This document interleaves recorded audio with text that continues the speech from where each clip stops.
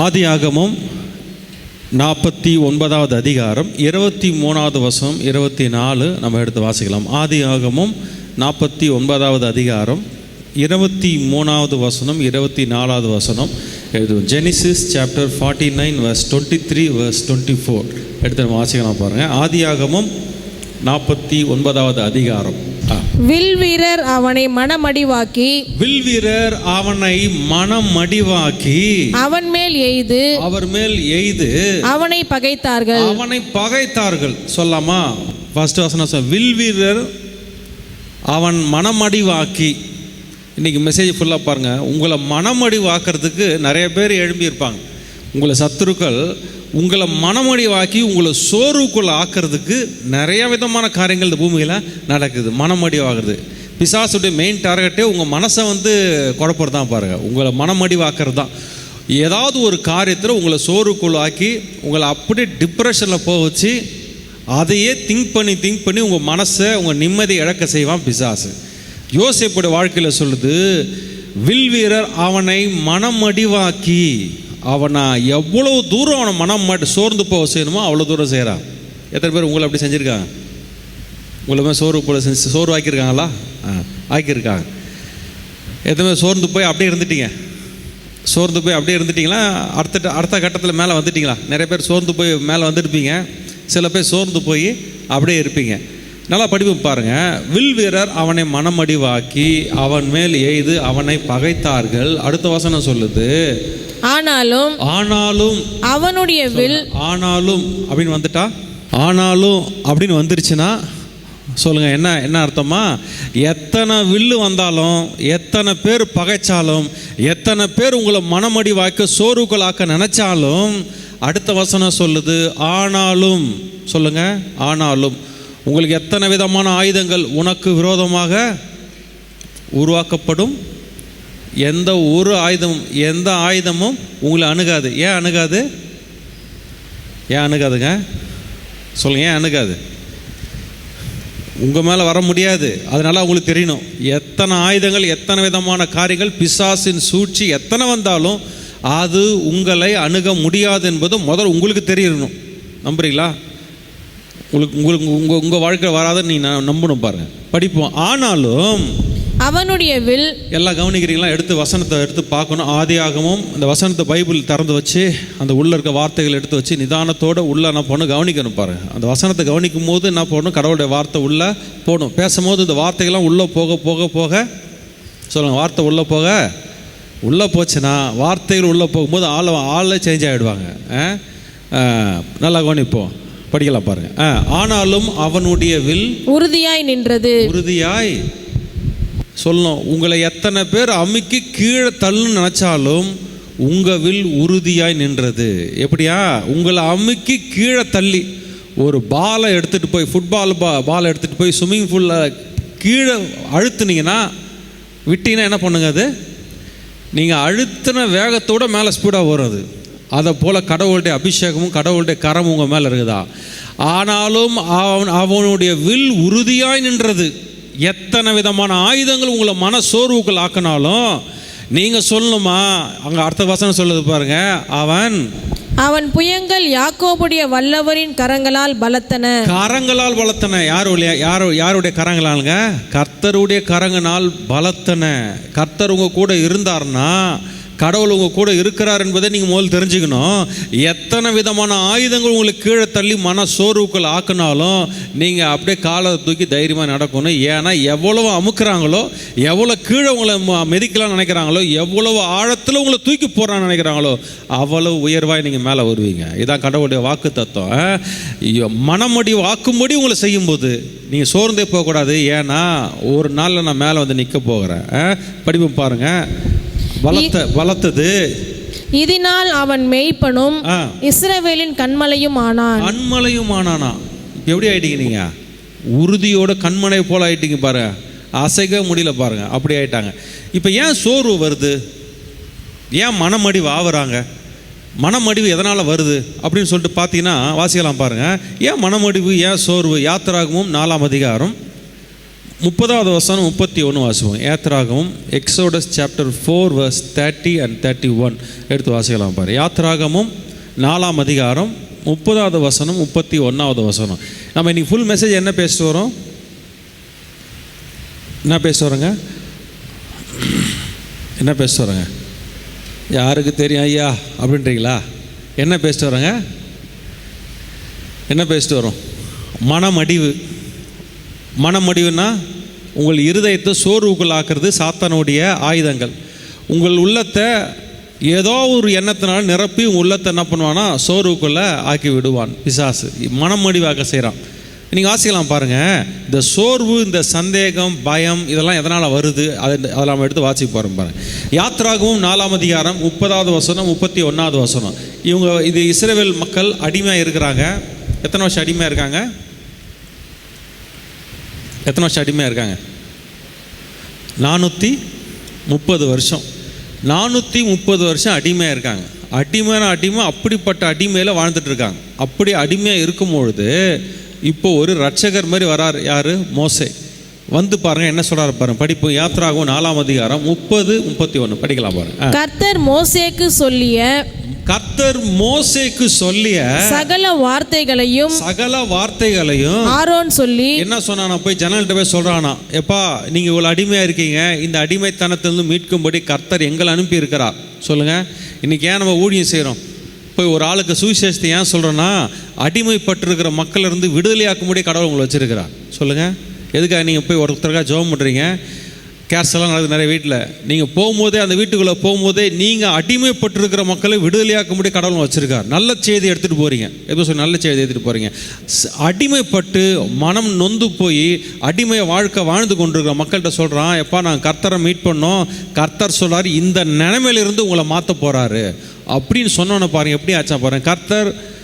கர்த்தர் மோசேக்கு சொல்லிய சகல வார்த்தைகளையும் ஆரோன் சொல்லி ஜனங்களின் கண்களுக்கு முன்பாக அந்த அடையாளங்களையும் செய்தான். இப்போ பாருங்க, அடையாளம் அற்புதத்தை செய்யும் போது மக்கள் ரொம்ப அப்படியே எக்ஸைட் ஆயிடுறாங்க. ரொம்ப சூப்பர்ப்பா அப்படின்னு ஆயிடுறாங்க. டெய்லியும் அற்புதம் நடக்கணும், டெய்லியும் அடையாளம் நடந்துகிட்டே பார்க்க சொல்லுவாங்க சில பேர்.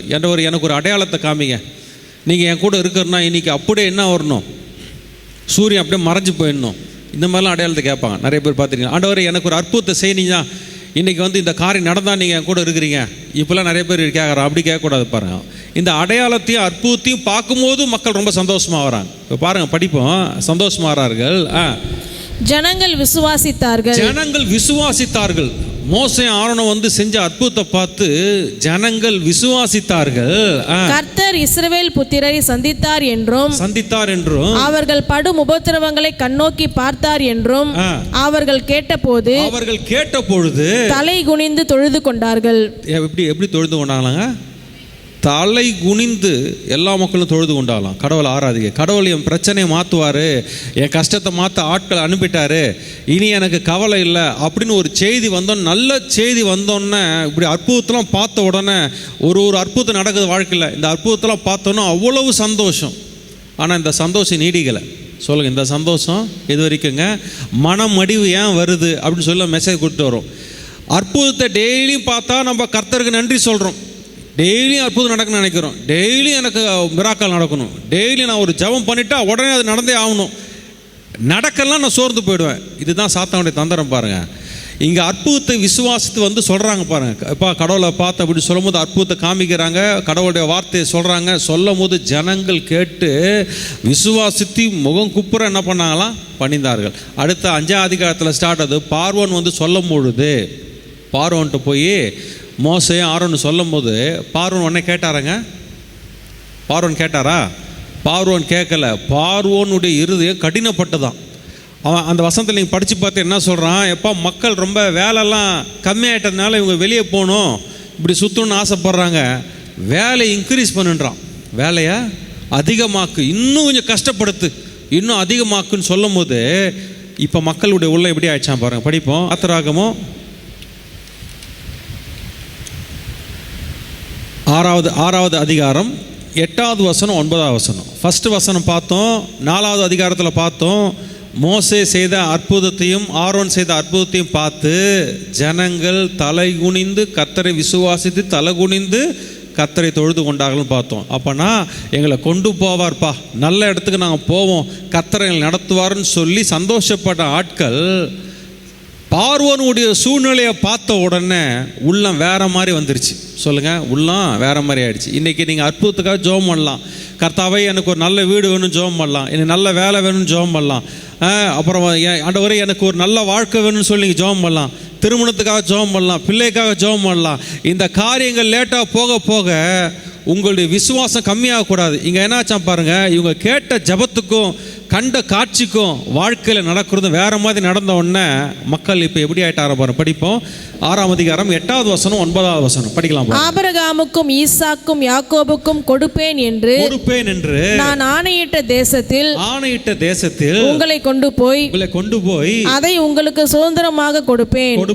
நான் கர்த்தர் என்று அவர்களுக்கு சொல் என்றார். நான் கர்த்தர் என்று மக்கள் சோர்ந்து போகும்போது சொல்றாரு, அப்பா நான் பாலும் தேனும் ஓடுகிற நலமும் விசாலமான தேசத்தில் கொண்டு போவேன், மக்களை சோர்ந்து போவானான்னு சொல்லு. இப்போ நடக்கிற இந்த பிரச்சனையை பார்த்து என் மேலே வச்சிருக்கிற நம்பிக்கை இழந்துறவானா அவங்ககிட்ட சொல்லுன்றார் ஆண்டவர். அவசரம் திருப்பி படிக்கலாம் பாருங்க. ஆபிரகாம் எல்லாம் எடுத்துட்டீங்களா? ஆபிரகாமுக்கும் ஈசாக்குக்கும் யாக்கோபுக்கும் கொடுப்பேன் என்று நான் ஆணையிட்ட தேசத்தில் உங்களை கொண்டு போய் அதை உங்களுக்கு சுதந்திரமாக கொடுப்பேன். நான் கர்த்தர் என்று அவர்களுக்கு சொல்லு என்றார். அவர்களுக்கு சொல்லு என்றான். 9ஆம் வசனம் பாருங்க. இந்த பிரகாரமாக மோசே இஸ்ரவேல் புத்திரருக்கு சொன்னான். அவர்களோ நல்லா கவனிங்க, சொன்னான் அவர்களோ மனமடிவினாலும் கொடுமையான வேலையினாலும் மோசேக்கு செவி கொடாமல் போனார்கள். அப்ப கர்த்தர் உங்க வாழ்க்கையில் அற்புதத்தை செய்ய அவர் ரெடியா இருக்கும்போது, அற்புதத்தை பார்க்கும்போது கர்த்தர்கிட்ட வரும். பிரச்சனையை பார்த்த உடனே கடவுள்கிட்ட நம்பிக்கை இல்லாமல் போச்சான். வசனம் சொல்லுது பாரு, மனமடிவினாலும் கொடுமையான வேலையினாலும் மோசேக்கு செவி கொடாமல் போனார்கள். அவன் என்ன வார்த்தை சொன்னாலும் அந்த வார்த்தைக்கு செவி கொடுக்கலையா. நீங்கள் விசுவாச வார்த்தை என்ன பேசினாலும் நீங்கள் பிரச்சனைக்குள்ளே இருக்கிற உங்கள் ஆட்களுக்கு கடவுள் மேலே நம்பிக்கையே போயிடும் பாருங்கள். என்ன நம்பிக்கை போயிடுங்க? கர்த்தர் சொல்கிறார், இல்லைப்பா இந்த பிரச்சனையை பார்க்காத நீ என்ன பாருன்றார். எத்தனை சொல்கிறீங்க? யாரை பார்க்கணுமாங்க? பிசாசுக்கு சொல்லுங்கள். பிரச்சனையை பார்க்கும்போது எப்படி பார்க்கணுமாங்க? யாக்கோபு 4ஆம் அதிகாரம் 7ஆம் வசனம்.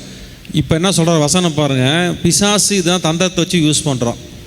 உங்களை மனமொடிவுக்கும் சோர்வுக்கும் எப்படி ஆக்குறான்? மனமொடிவும் சோர்வும் எப்படி வருது? அற்புதம் நடந்தால் ஸ்தோத்திரன்றோம், பிரச்சனையை பார்த்தோன்னே கடவுள் மேலே நம்பிக்கை இழந்து விடுகிறோம். அவர்கள் மோசேக்கு செவி கொடுக்காமல் போனாங்களாம். இந்த வார்த்தைலாம் நாங்கள் ஏற்றுக்கொள்ள முடியாதுங்க அப்படின்னு ஆயிட்டாங்க. ஏன் அப்படி ஆயிட்டாங்கன்னா, கர்த்தருடைய வார்த்தையை விட பிரச்சனை ரொம்ப பெருசாக தெரியுது. சொல்லுங்கள், கடவுளுடைய வார்த்தையை விட யாருக்கெல்லாம் கடவுளுடைய வார்த்தையை விட பிரச்சனை ரொம்ப பெருசாக தெரியுதோ அவங்களால நம்பவே முடியாது. அவங்களால எந்த ஒரு காரியத்தையும் விசுவாசிக்க முடியாது, எந்த ஒரு காரியத்தையும் அவங்களால செய்ய முடியாது. இப்போ கர்த்தர் சொல்றாரு பாருங்க, எடுத்து வாசிப்போம். யாக்கோபு 4ஆம் அதிகாரம் 7வது வசனம். ஆகையால்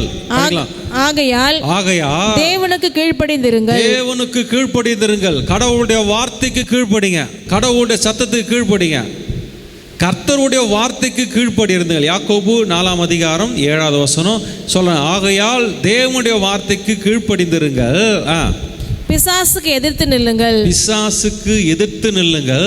அப்பொழுது அவன் உங்களை விட்டு ஓடி போவான். அப்பொழுது அவன் உங்களை விட்டு சொல்லுங்க, அப்பொழுது அவன் உங்களை விட்டு சொல்லுங்க ஓடி போவான்.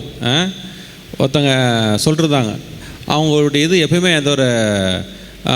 அந்த பையனை அவங்க ஸ்கூலுக்கு அனுப்பும் போது, என் பிள்ளை ஸ்கூலுக்கு போகிறான், எங்கேயாவது மாடியிலேருந்து கீழே விழுந்துருவானோ, விளையாடும் போது போய் ஆனால் இடிச்சுப்பானோ, எங்கேயாவது போய் அடிபட்டுருவானோ இப்படின்னு சொல்லிட்டு ஒரு சாட்சி சொல்லிட்டு வராங்க.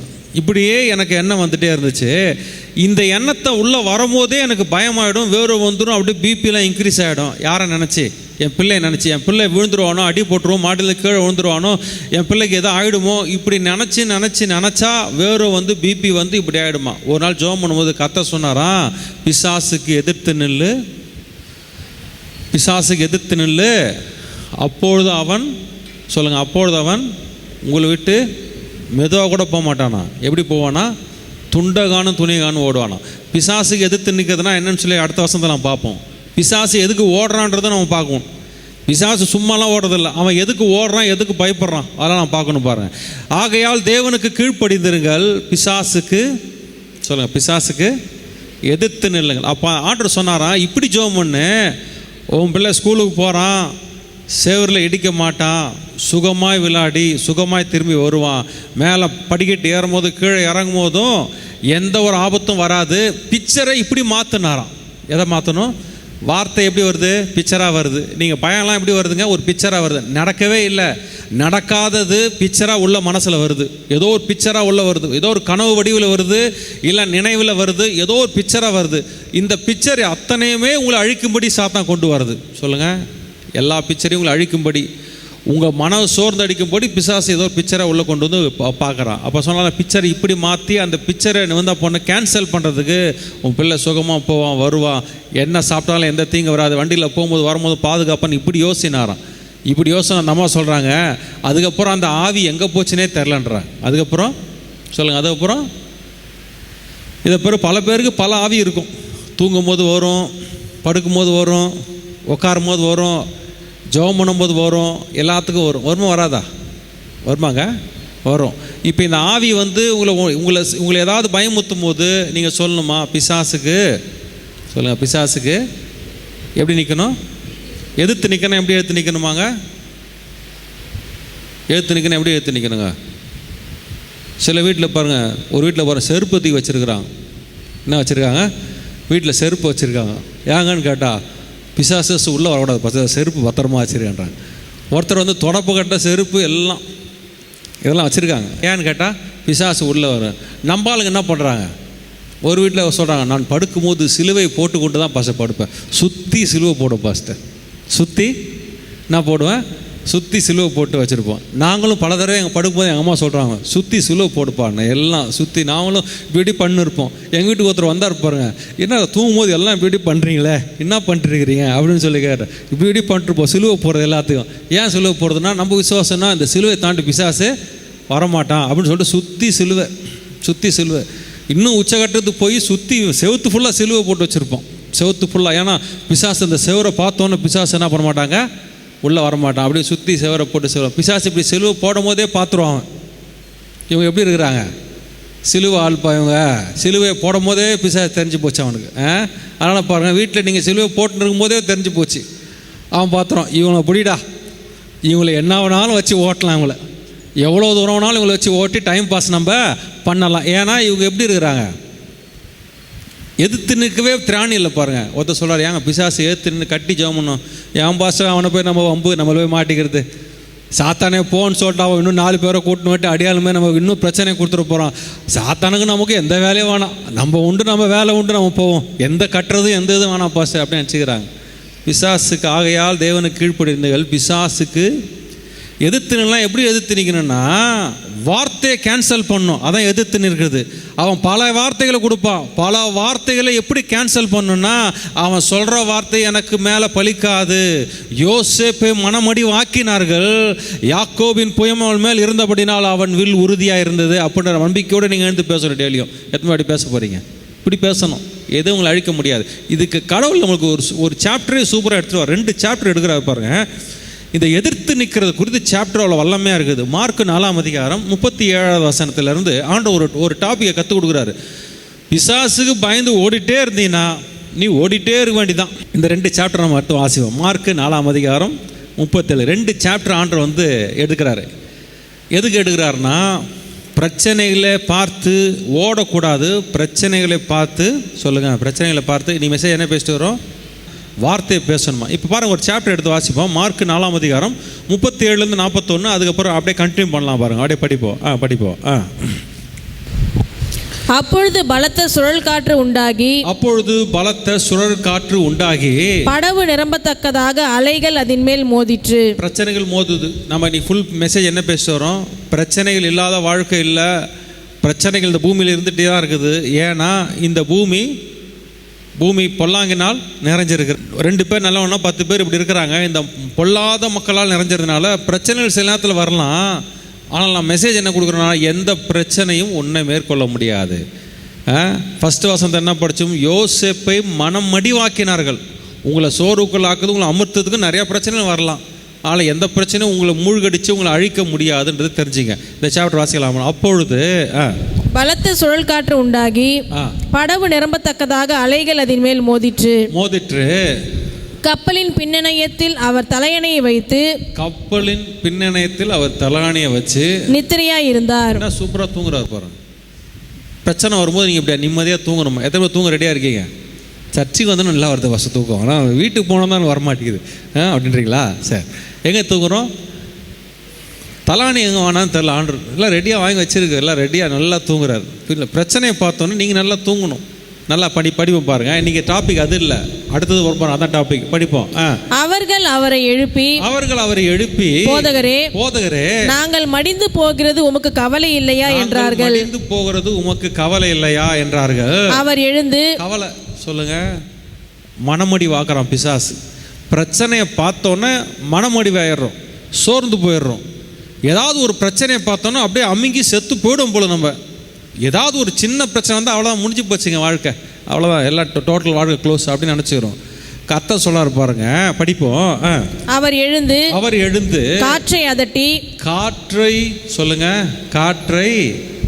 அதட்டி கடலை பார்த்து இறையாதே அமைதலாய் இரு என்றார். அமைதலாடு இப்போ சொல்கிறார். பிசாசுடைய சூழ்நிலை, பிசாசுடைய காரியங்களை பார்த்து எழுந்து நின்று ஸ்டாப் அப்படின்னு சொல்ல நீங்கள் கற்றுக்குங்க. எதுவுமே சொல்ல கற்றுக்கணும். உங்களுக்கு விரோதமாக எழும்பி பிசாசு நிற்கும்போது சொல்கிறார், பிசாசுக்கு எதிர்த்து நில்லுங்கள், அப்பொழுதும் அவன் உங்களை விட்டு ஓடி போவான். பிசாசு பல சூழ்நிலை கொண்டு வரும்போது கூட நீங்கள் எழுந்து அதட்டணுமா? என் குடும்பத்தை விட்டு கையை எடு சாத்தானே அப்படின்னு சொல்லணும். எதுவுமே அப்படி சொல்ல ரெடியாக இருக்கீங்க? ஒரு பெரிய பாஸ்டர் சொல்கிறார், கென்னத்தி அகின்றவர் சொல்கிறார், வியாதியை குறித்து குடும்பத்தில் சூழ்நிலை கொஞ்சம் பிரச்சனையாக மாற்றி சொல்லுவாராம், கையை எடு சாத்தானே. என் குடும்பத்தில் வந்து ஏன் எல்லை, என்னுடைய பவுண்ட்ரிக்குள்ளே நீ ஒன்று வருவதுக்கு எந்த அதிகாரம் கிடையாது, கையை எடு அப்படின்னு சொன்னால் ஆட்டோமேட்டிக்காக பிசாசு ஓடிடுவான். எத்தனை பேர் கையை எடுக்க அப்படின்னு சொல்ல போகிறீங்க? எதுவுமே தைரியமாக இருக்கீங்க? வீட்டுக்குள்ளே வந்தோடனே ஒரு சோகம் பாஸ்டர், வீட்டுக்காரே சரியில்லைங்க, ஒய்ஃபே தெரியாமல் ஏன்டா கல்யாணம் பண்ணணும்னு தெரிலங்க, இப்பெல்லாம் ஒரே கவலைப்பட்டுருக்கும் போது வீட்டுக்காரை பார்த்து கையெடுன்றக்கூடாது. நிறைய பேர் அப்படி சொல்லக்கூடாது. வீட்டுக்காரை போகிற சாத்தானே அப்படின்றக்கூடாது. பிரச்சனையை பார்த்து சொல்லணும். அதுக்கு பின்னாடி இருக்கிற பிரச்சனை இருக்குது பாருங்கள், அதை பார்த்து சொல்லணும். நான் நிம்மதியாக போகணும், நிம்மதியாக வாழ்க்கை நடத்தணும். இந்த நிம்மதி கெடுக்கிற எதுவாக இருந்தாலும் எதிர்த்து நிற்கணும். சொல்லுங்கள், எதிர்த்து நிற்கணும்.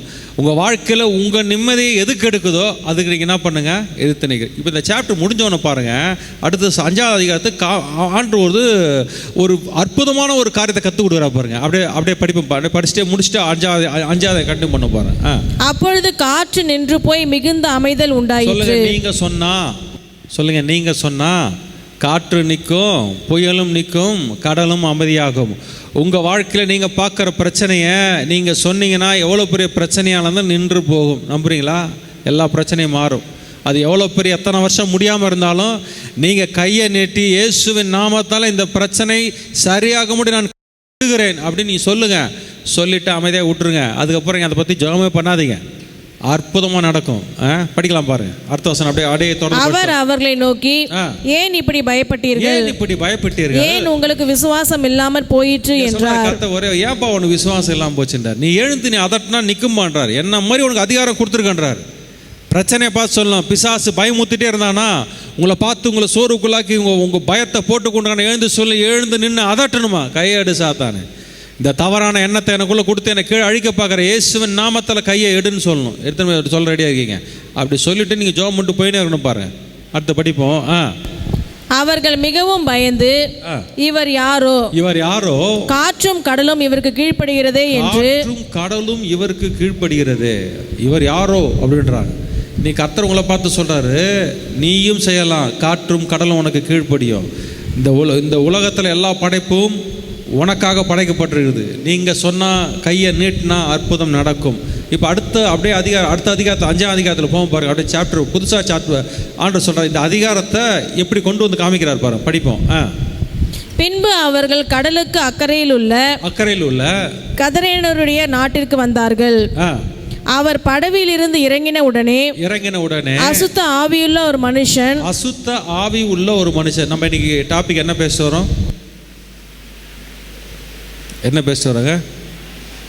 ரொம்ப கவலைப்பட்டே இருக்காதீங்க, வாழ்க்கையை ஜாலியாக இருங்க. இந்த பூமியில் கவலைப்படுறதுக்காக நீங்கள் படைக்கப்படவில்லை. எத்தனை பேர் சொல்கிறீங்க? ஆமேன்னு சொல்கிறீங்க. வாழ்க்கையை நொந்துன்னு அப்படியே நூலாக போகிறதுக்காக நீங்கள் படைக்கப்படல. வாங்குற காசில் சந்தோஷமாக இருக்கிறதா கடவுள் படைக்கப்பட்டிருக்காரு. நாளே என்ஜாய் பண்ணுங்கள். வாழ்க்கை என்ன பண்ணுங்கள், நல்லா என்ஜாய் பண்ணு சொன்னால் நேரம் சினிமா தேட்டருக்கு அப்படி போயிடும். அந்தமாதிரி என்ஜாய் நினச்சிடும் பசங்க. ரொம்ப எல்லாம் என்ஜாய் பண்ணுங்கப்பா அப்படின்னு சொன்னால் இங்கே போகிறது அங்கே போகிறது இப்படி போய் இப்படி என்ஜாய் பண்ணுறதுன்னு போயிடுறாங்க. அப்படி இல்லை, என்ஜாய் கர்த்தருக்குள்ள இருப்பதான் பெரிய மகிழ்ச்சி. பாருங்கள், சில பேர் வாழ்க்கையை அப்படியே நொந்து ஆளுங்களை பார்த்தா 30 வயசு தான் ஆயிருக்கும். சில பேர் 20 வயசுல என் பாப்பா சொல்கிறான், வாழ்க்கையே போர் அடித்த மாதிரி இருக்குது டேடின்றான்.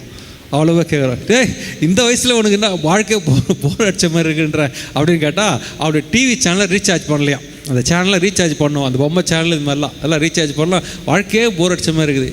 10 வயசு 12 வயசு 15 வயசு பசங்களுக்கே வாழ்க்கையை போர் விட்டுறாங்க. அவங்களுக்கு என்னத்தை தருன்றாங்க. ஏன்னா எப்படி இப்படி வந்துச்சுன்னு கேட்டால் நம்ம அப்படி தானே பேசுகிறோம். ஒரே டயர்டாக இருக்குங்க. கொஞ்ச நாள் பார்த்து உங்கள் பசங்க பேசும், ஒரே டயர்டாக இருக்குது டேடி, ஒரே கால் வலி, ஒரே கை வலி, ஒரே இடுப்பு வலி, ஒரே தலைவலி. எல்லாம் நீங்கள் பேசுகிறத காப்பி பண்ணி வச்சு காப்பி அண்டு பேஸ்ட்டு இங்கே காப்பி பண்ணிட்டு அங்கே பேஸ்ட் பண்ணி கொஞ்ச நாள் பொறுத்து ஒரே டயர்டு, ஒரே கால் வலி, ஒரே தலைவலி எல்லாம் அங்கே அப்படியே காப்பி பேஸ்ட் ஆகி அப்படியே ஃபுல்லாக அப்படி வந்துட்டு இருக்குது. பாருங்கள், சொல்லுங்கள், வாழ்க்கையை மகிழ்ச்சியாக வாழ்கிறதுக்கு இந்த வாழ்க்கையை கொடுத்துருக்கிறார். இங்கே இருந்துட்டு நான் பரலோகம் போகலாம் நல்லா இருக்குன்னு நினைக்காதீங்க. அடுத்த வசனம் அதான் வாசிக்க போகிறோம். இதை முடிச்சுட்டு வாசிக்க பாருல படிக்கலாம். அவர் படவில் இருந்து இறங்கின உடனே அவர் படவில் நீ ஃபுல் மெசேஜ் என்ன பேசுகிறோம்? பிசாசுக்கு எதிர்த்து நில்லுங்கள். சொல்லுங்க, எதிர்த்து நில்லுங்கள், அப்பொழுது அவன் உங்களை விட்டு. பிசாசுக்கு பயந்து இருந்தீங்கன்னா அவன் ஓட ஓட ஓட நீங்கள் எத்தனை வருஷம் 10 வருஷம் 20 வருஷம் துரத்தினே இருப்பான். பல வருஷமாக பிசாசு எனக்கு கனவுல என்னை பயமுத்தினே இருக்கான், பஸ் என்னை துரத்தினே இருக்கான். எதிர்த்து நில்லுங்கள். எதிர்த்து நின்று உங்களை எந்த ஆவியும் தொட முடியாதுன்னு நீங்கள் தெரிஞ்சுக்கணும். படிக்கலாம் பாருங்க. அவர் படவில் இருந்து இறங்கின உடனே அசுத்த ஆவியுள்ள ஒரு மனுஷன் பிரேத கல்லறைகளிலிருந்து அவருக்கு எதிராக வந்தான். எங்கேருந்து வந்தாங்க? நீங்கள் நடந்து போயிட்டு திடீர்னு கல்லிலிருந்து ஒருத்தன் எழுந்துட்டு வந்தால் எப்படி இருக்கும்? சுடுகாட்டிலேருந்து ஒருத்தர் எழுந்து இப்படி திடீர்னு வந்தால் எப்படி இருக்குன்றீங்க? சுடுகாடு பக்கம் போகிறதையே பாதி பேர் பயம் பாருங்கள். சுடுகாட்டிலேருந்து ஒருத்தன் பிரேத கல்லிலேருந்து எழுந்து ஒருத்தன் வரான்னா எப்படி இருக்கும் பிக்சரு? சீச்சர்லாம் கற்பனை சும்மா பண்ணி பார்த்தேன். பின்னாடி போய்ட்டு ஆண்டவர் பின்னாடி போய்ட்டுருப்பாங்க. இப்போ அந்த போகும்போது ஒருத்தன் எழுந்து இப்படி வந்தோடனே அவனுக்கு பேக்ரவுண்டு ஒருத்தர் சொல்கிறாங்க பாருங்கள். இப்போ நல்லா கவனிங்க, அவனை குறித்த ஒரு பிக்சரை சொல்கிறாங்க பாருங்கள், படிப்போம். அவனுடைய குடியிருப்பு கல்லறைகளிலே இருந்தது. அவனை சங்கிலிகளினாலும் கட்ட ஒருவனாலும் கூடாது இருந்தது. அவனை பற்றி வர்ணிக்கிறாங்க. சொல்லுங்கள், எப்போ பிசாசை பற்றி வர்ணிக்கிறீங்களோ அப்போல்லாம் டேஞ்சர் ஆகிடுவீங்க. அவனை சங்கிலிகளினால கட்ட ஒருத்தராலும் பிரேத கல்லிருந்து ஒருத்தன் எழுந்து வரும்போதே இங்கே பாதி பேர் பயமாயிட்டு இருக்கும். இந்த பயத்தில் அவன் சொல்கிறான், ஐயா இவனை பற்றி தெரியுமா, மோசமான ஆள், இவனை சங்கிலினால் கட்டினா கூட சங்கிலியே பிச்சு எடுத்துருவான். ஐயா சங்கிலியை ஓப்பனிங்கே ஸ்டேட்மெண்ட்டே எப்படி போகுது பாருங்கள். இன்றைக்கி உங்கள்கிட்ட அப்படி சொல்கிறான், ஐயா பிசாசு ஓட்டணும் வாங்க அப்படின்னு கூட்டின்னு போகிறாங்க. வீட்டுக்கு கூப்பிட்டு போயிட்டாங்க. சும்மா ஜோமனை வாங்கன்னு கூப்பிட்டு போயிட்டாங்க வச்சுங்களேன். ஜோமனை வாங்கன்னு கூப்பிட்டு போயிட்டு வீட்டுக்குள்ளே 2 சங்கிலியில் ஒருத்தரை கட்டி போட்டு வச்சுருக்கிறான் வச்சுங்க. சொல்லிட்டு சொன்னால், ஐயா இந்த சங்கிலி சாதாரண சங்கிலி இல்லை, நீங்கள் உள்ளே போயிட்டீங்கன்னா அந்த சங்கிலியை பிச்சு எடுத்துருவான் அப்படின்னு நீங்கள் ஜோமனை அனுப்பிடுங்க. இப்போ சொல்கிறாங்க பாருங்க, அடுத்த ஸ்டேட்மெண்ட் வச்சிங்க, படிப்போம் பாருங்க. அவன் அநேக தரம் விலங்குகளினாலும் சங்கிலிகளினாலும் கட்டப்பட்டிருந்தோம் சங்கிலிகளை முறித்து விலங்குகளை தகர்த்து போடுவான். அவனை அடக்க ஒருவனாலும் கூடாது இருந்தது. அவனை அடக்க அண்டர்லைன் பண்ணீங்க. அவனை அடக்க ஒருவனாலும் கூடாது இருந்தது. அவன் எப்பொழுதும் இரவும் பகலும் மலைகளிலும் கல்லறைகளிலும் இருந்து கூக்குரலிட்டு கல்லுகளினாலே தன்னை காயப்படுத்தி கொண்டிருந்தான். அவன் இயேசுவை அவனை பிக்சர் இப்படி சொல்றாங்க, சங்கிலியில் கட்டப்பட்டிருக்கிறான், கிட்ட போனால் ஆளே கடிச்சிருவான் சார். இன்னொரு இதில் சொல்கிறது, அவன் நிறைய பேர் அடிச்சிருக்கிறான்ற மாதிரி சொல்கிறான். கள்ளத்துக்கு அடிச்சிடும், கிட்ட போய் ஒருத்தரும் அடக்க முடியாது. அப்படிப்பட்ட இமேஜை பேசுகிறாங்க. இப்படி ஒருத்தனை சொல்லி உங்களுக்கு ஜோமனை கூப்பிட்டு போனால் நீங்கள் எத்தனை பேர் ஜோமனை வருவீங்க? இல்லை சார் ஒரு 2 நாள் பாசிங் போட்டு வரேன்ட்டுருப்போம். இப்போ சரியாக ஜபம் இல்லை, ஒரு நாள் ஃபாஸ்டிங்ஸ்லாம் போட்டு வந்து ஜபம் பண்ணலாம். ஆண்டவர் நல்லா தூங்கிட்டு வரார். நல்லா சொல்லுங்கள்.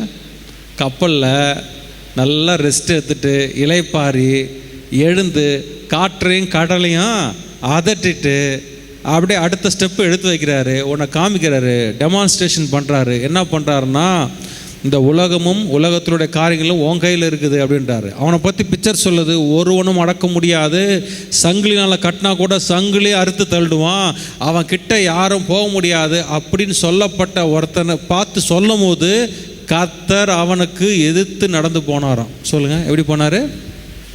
கடல் எங்கே போனாருங்க?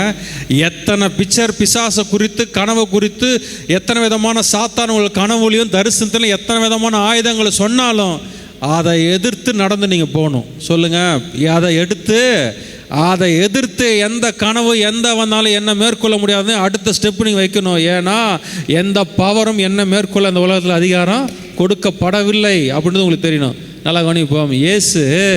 அவன் இயேசுவை தூரத்திலே கண்டபோது அவன் ஒரு ஸ்டெப் நீங்க எடுத்து வச்சிங்கன்னா அடுத்தது பிசாசு ஓடிப்போ, அவன் சரண்டர் ஆட போறான். இயேசுவை கண்டு ஓடி வந்து அவரை பணிந்து கொண்டு, சொல்லுங்க, அவரை பணிந்து கொண்டான்.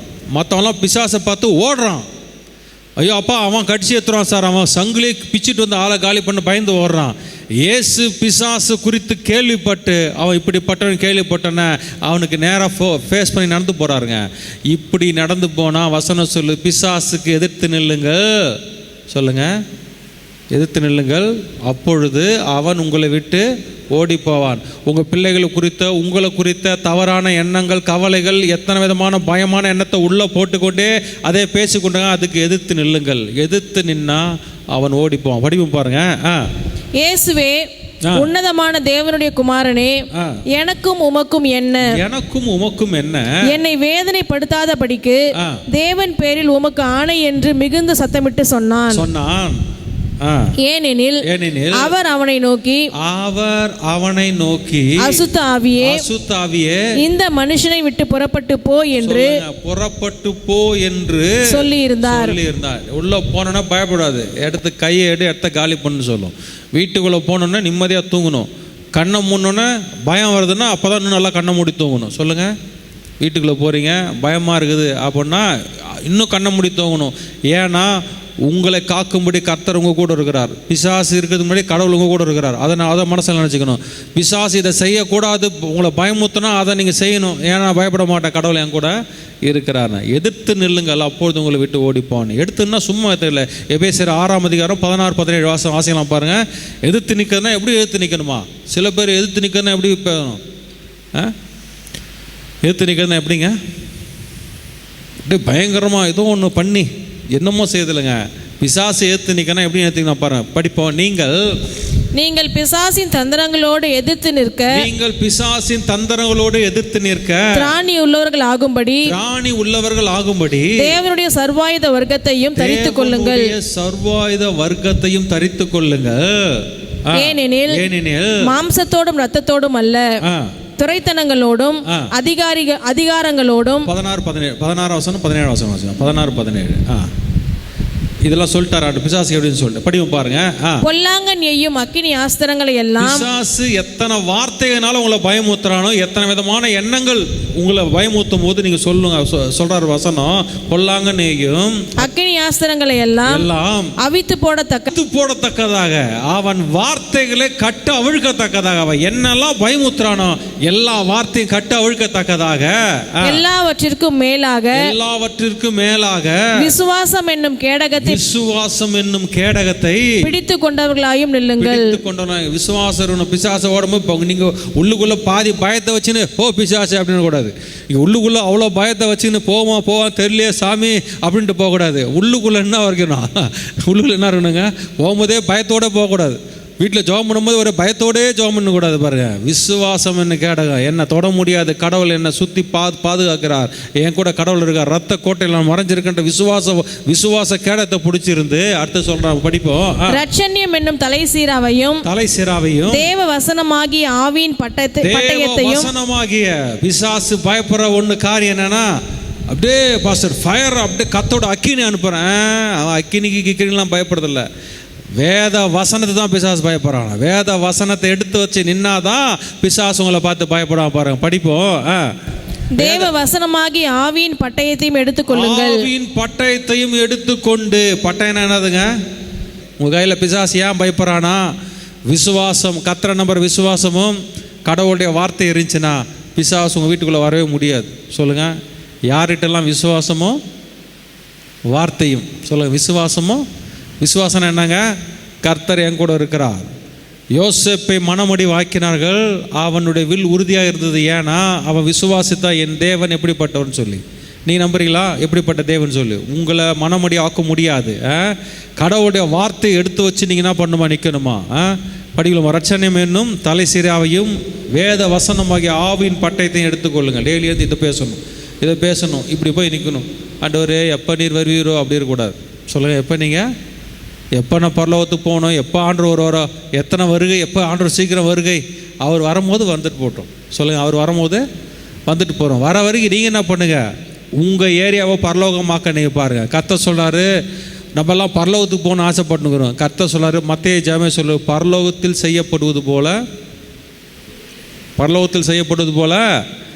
உன் வீடை மாற்றுன்றாரு. பரலோகத்தில் எப்படி இது அப்படி மாற்று, நீ மாற்றுன்றாரு. அப்போ டெய்லி வந்து மாற்றணும். வீட்டுக்குள்ளே உள்ளே போனோன்னே எப்படி மாறணும்? என் வீடு பரலோகத்தை போல் மாறப்போகிறது, என் வீட்டில் இருக்கிற பிரச்சனைகள்லாம் மாறப்போகுது, கையை எடு சாத்தானேன்னு சொல்லணும். எதுவுமே சொல்ல போகிறீங்க?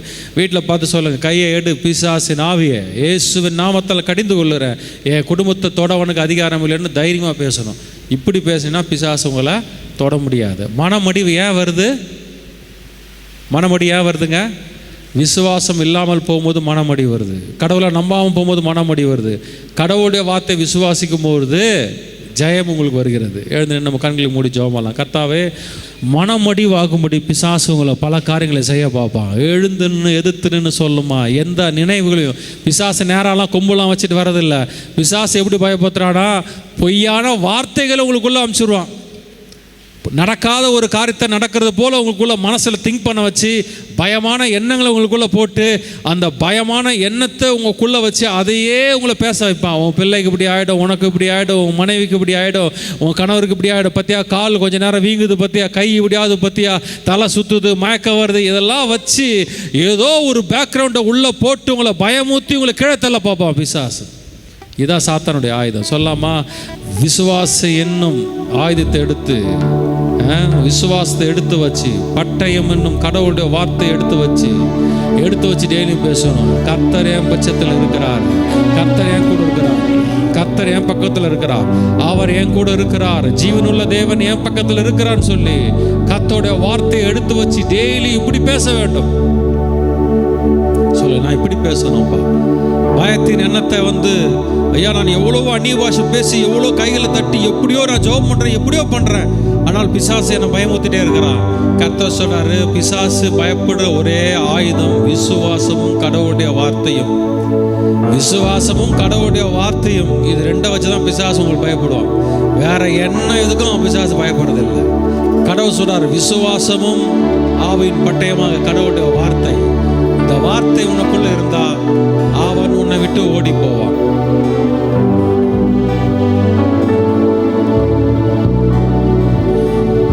எல்லாம் அப்படி நன்றி சொல்லுங்க. நன்றி அப்பா, நன்றியோடு மதுதிக்கிறோம்ப்பா, நன்றியோடு மதுதிக்கிறோம் அப்பா. நன்றி ராஜா, நன்றி அப்பா, நல்லவரே உயர்த்துகிறோம். எல்லாம் சொல்ல, கர்த்தாவே நாங்கள் உயர்த்துகிறோம் அப்பா. தேங்க்யூ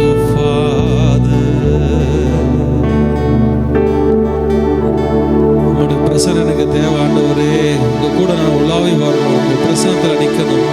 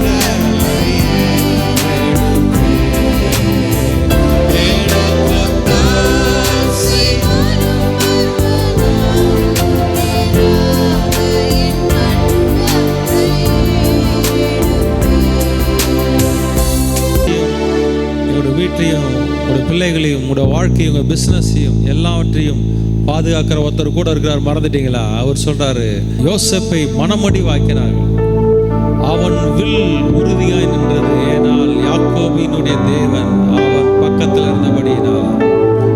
எத்தனை பேர் உங்களை மனமடிவாக்குறாங்களோ சோர்ந்து போகாதீங்க. மனம் சோர்ந்து போகும்படி செய்ய இந்த உலகம் அப்படிப்பட்ட உலகம், உங்களை சோர்வுக்குள் ஆக்கிற உலகம்.